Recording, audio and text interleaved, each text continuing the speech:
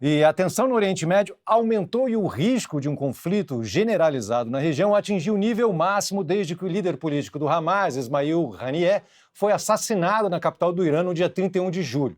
O Hamas já anunciou seu novo líder, Yahya Sinwar, a quem é atribuído a mentoria do ataque de 7 de outubro contra Israel, que deixou 1.200 pessoas mortas e outras 250 pessoas sequestradas. Essa escolha, inclusive, é dada como uma evidência de que a escalada de violência deve aumentar. Por outro lado, os Estados Unidos seguem afirmando que as negociações para um cessar-fogo nunca estiveram tão adiantadas e que um acordo deve ser anunciado nos próximos dias. Para entendermos melhor a situação no Oriente Médio, a gente conversa agora com o jornalista e internacionalista Renan de Souza, diretamente de Dubai. Renan, muito obrigado pela sua presença aqui. Qual é a situação no Oriente Médio agora? A guerra Israel-Hamas vai se espalhar pela região? Olá, Cazé, para você e para todos que nos acompanham.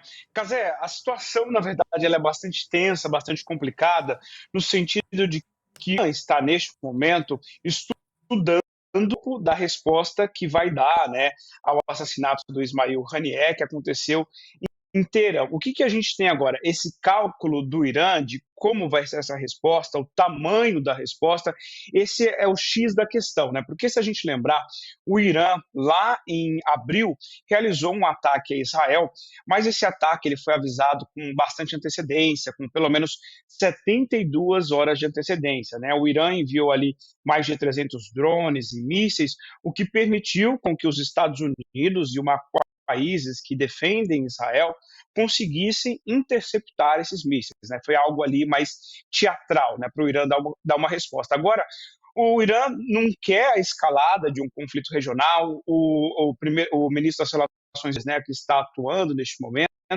ele diz que não é a intenção do Irã, mas o Irã quer sim retratar sobre o que aconteceu. A gente tem uma escalada da tensão que a gente vê durante essa semana, no sentido de que os Estados Unidos já enviaram 2 portões para a região, caças também foram enviados em preparação para esse ataque. O momento é tão delicado que a inteligência americana, neste momento, não tem uma clareza sobre quando esse ataque vai acontecer. Eles sabem que deve acontecer de alguma maneira esse ataque do Irã, o que torna a situação um pouco mais tensa. Eles não têm muita previsibilidade ali sobre como vão conseguir ajudar a defender Israel e quais serão os alvos do Irã, né? Há informações de inteligência e também de jornais que a Rússia, que é um grande aliado, inclusive aconselhado o Irã a não atacar alvos civis, apenas militares. Então, militarmente, se a gente for pensar, o Irã pode tentar atacar Israel no sentido de tentar ali a defesa de Israel, não atacar civis, porque Israel essa semana já deixou bem claro que se houver morte de civis, também vai responder na mesma proporção. E esse é o problema. É nada de um retaliando e o outro retaliando, o que pode levar a uma guerra regional. E agora, por outro lado, também a gente teve nessa semana o Hezbollah, né, que é o que atua nessa outra linha de batalha contra Israel, dizendo que, independente da resposta do Irã, deve atacar. Então, a gente tem que olhar isso ali pelas várias frentes, né, de atores envolvidos nesse xadrez político no Oriente Médio. Sim, a situação muito delicada. O que você pode nos contar, Renan, sobre essa nova liderança do Hamas, o Yahya Sinwar? Quem é ele e o que deve mudar na política do Hamas daqui para frente? A eleição do Yahya Sinwar como líder político do Hamas, né, manda uma mensagem muito clara para Israel, que eles estão desafiando, estão desafiando ali o que Israel tem feito até aqui, e que também eles não têm medo de Israel, né, e mostra até uma certa resiliência do grupo Hamas. Por que eu digo isso?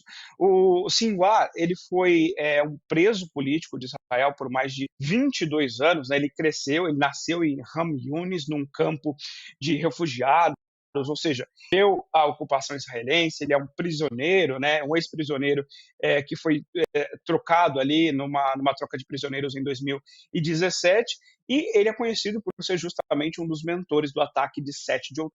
outubro, né, que matou 1.000 pessoas em Israel e que levou a essa escalada da violência onde a gente está hoje. Então, o fato do Hamas colocá-lo como líder ali do grupo mostra um claro desafio a Israel.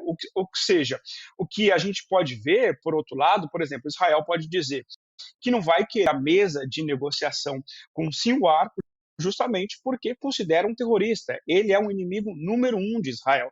Israel o coloca na lista como a pessoa mais procurada, né, do país. Então, isso pode ficar muito difícil ali a negociação por um possível cessar-fogo e também ações para troca, né, dos prisioneiros de israelenses, né, que ainda estão Agora, há um fator interessante nessa história, que ninguém sabe o paradeiro do Sinwar, né? Dizem que ele vive num dos milhares de túneis do Hamas em Gaza, o que dificulta, inclusive, essa negociação com Israel para um cessar-fogo ou troca de prisioneiros, né? Então, não há, neste momento, um ânimo para evoluir a questão e uma clara mensagem do Hamas, né, de que vai continuar desafiando Israel. E aí eu chamo a atenção por uma questão que o israelense, Benjamin Netanyahu, sempre falou que ele iniciou essa guerra querendo acabar com as... E aí a gente nota na eleição do Sinwar essa dificuldade de acabar com o Hamas. Essa ideia de acabar com o Hamas é muito difícil, porque a liderança foi substituída em questões de semana, rápido e não claro a Israel. É muito estranho, porque são percepções muito diferentes, né? Assim, tudo que você está nos falando nesse momento tem a ver com uma escalada da violência mesmo e provável, vamos dizer, espalhamento do conflito ali por outros países no Oriente Médio. Agora, os Estados Unidos, por meio do secretário de Estado Anthony Blinken, ele fez um alerta para que nenhum dos países envolvidos, né, Irã, Israel, Líbano, escalem a violência na região, e ele tem repetido de que estão muito próximo mesmo de um acordo de cessar-fogo. É essa a percepção que você tem também? Como é que estão as negociações para esse cessar-fogo?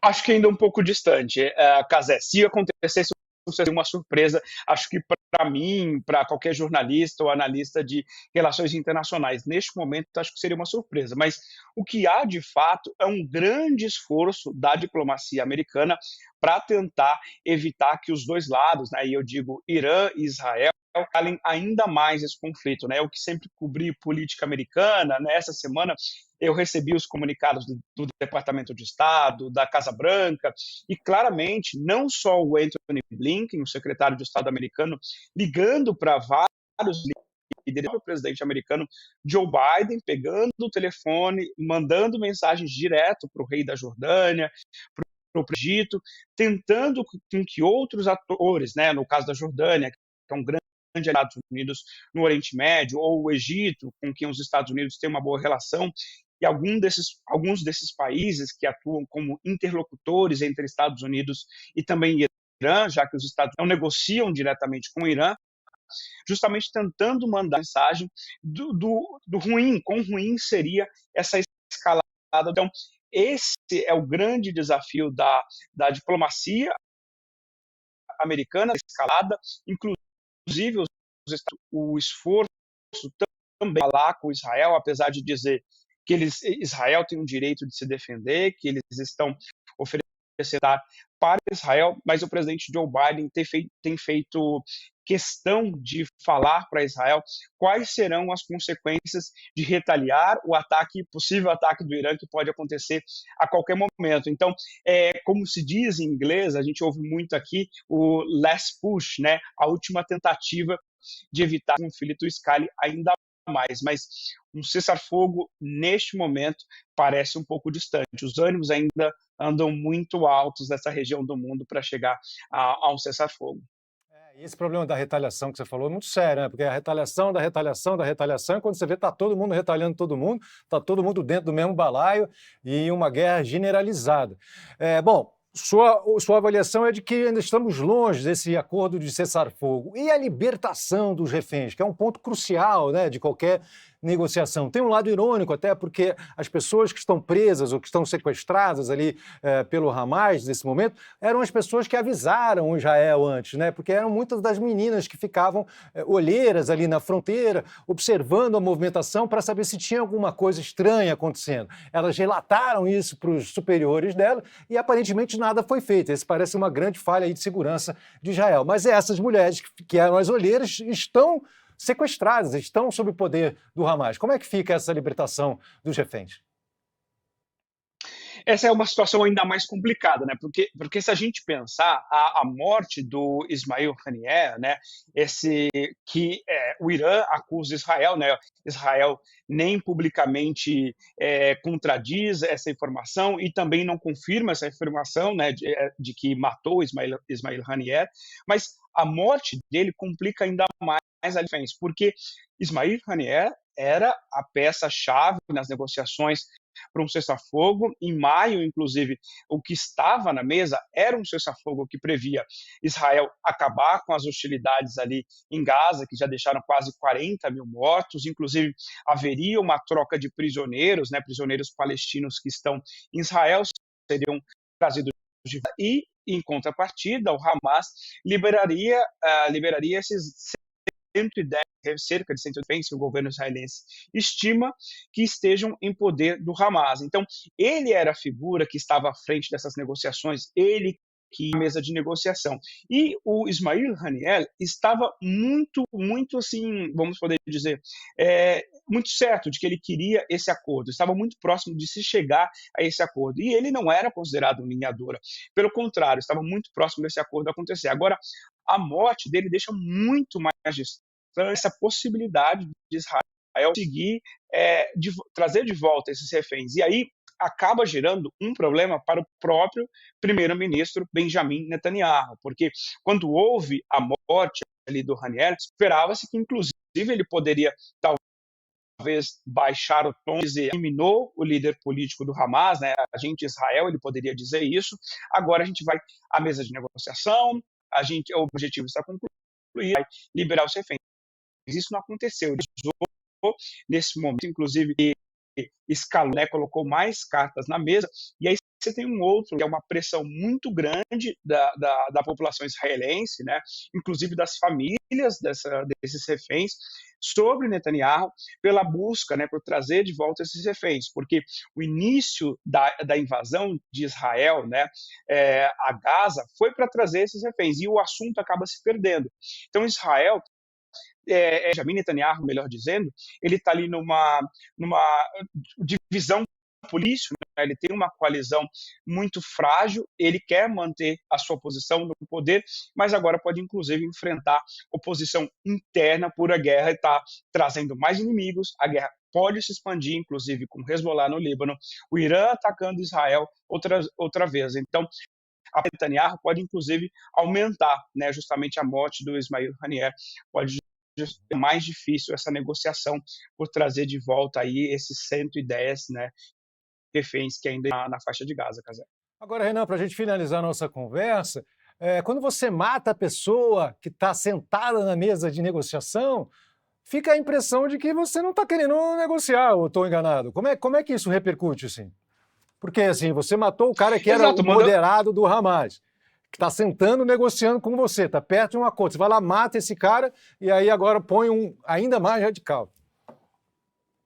Exato, e aí você coloca alguém que já sofreu diretamente os efeitos, né, da ocupação israelense, de ter vivido 22 anos, que é o caso do Sinwar, numa prisão israelense, inclusive ele aprendeu a falar hebraico na prisão, ele estudou, né, é uma pessoa, agora, que é muito mais difícil a gente entender a cabeça, ele fala muito pouco, ele deu muita pouca entrevista ao longo dos anos, né, então é até difícil você saber quais são os próximo, que é considerado o inimigo número um. Então, Benjamin Netanyahu acaba ali, inclusive, limando as chances. Né? Inclusive, o Netanyahu foi considerada a pessoa que justamente tentava colocar esse acordo de lado. Ele nunca quis muito esse acordo de cessar-fogo, né? Justamente para manter a sua posição no poder, né? Ele tem pensado muito no poder. Agora, se a gente pensar além da negociação, essa guerra pode se expandir, trazendo outros inimigos, né? O caso do Hezbollah, como eu falava agora, o líder do Hezbollah disse essa semana que deve atacar independentemente se o Irã for atacar ou não, e há uma expectativa da inteligência americana que o Irã possa atacar de maneira coordenada com o Hezbollah, outras milícias que apoiam o Irã nessa região. A questão é que o xadrez geopolítico ficou ainda mais complicado, né? E assim, obviamente, o que essa morte do Ismail Haniyeh para o Irã, se a gente pensar no sentido de que eles querem essa vingança, você imagina, ele foi morto no dia da posse do presidente iraniano, ou seja, um dia crucial para o país, uma violação, né, da soberania do Irã, assim como Israel, essa semana voou jatos, né, também na capital do Líbano, Beirute, né, por isso há toda essa tensão de que esse conflito possa se escalar para esses países, inclusive o Brasil, né, o embaixador brasileiro pediu para que os brasileiros deixassem o Líbano, né? Vários países têm pedido para que os seus cidadãos saiam tanto de Israel quanto do Líbano, né? Alguns países, inclusive, já devem pensar aí nos próximos dias uma retirada, né, dos seus cidadãos em meio a essa tensão. Eu só queria concluir meu pensamento, Cazé, dizendo assim que a gente não sabe quando, né, o Irã pode realizar esse ataque. Essa semana, como analista, a gente pode pensar, houve o grande anúncio do vice da Kamala Harris, ou seja, um grande fato político global. Então, o Irã provavelmente não quis utilizar esses dias, que seria ofuscada essa operação, assim como a gente tem os Jogos Olímpicos acontecendo, né, até o final dessa semana, mas depois desse período a gente pode pensar que o Irã pode querer justamente realizar esse ataque, né, justamente para ter mais ali publicidade global, vamos dizer assim, com a atenção da mídia para o que eles vão resposta a Israel, porque com certeza eles vão querer, desta vez, que seja uma resposta exemplar para que não tenham mais a sua soberania, né, ameaçada ou violada, como aconteceu nos últimos dias. Muito obrigado pelas suas análises, muito obrigado pelo seu tempo disponibilizado aqui para a gente no Terra. Que horas são aí em Dubai? Agora, sexta-feira, 10:50 da manhã. 10:50 da manhã. Sextou em Dubai. Boa sorte, querido. Muito obrigado pela sua participação aqui. Obrigado. A gente segue na torcida para que as coisas, enfim, para que a consciência baixe e as pessoas consigam negociar.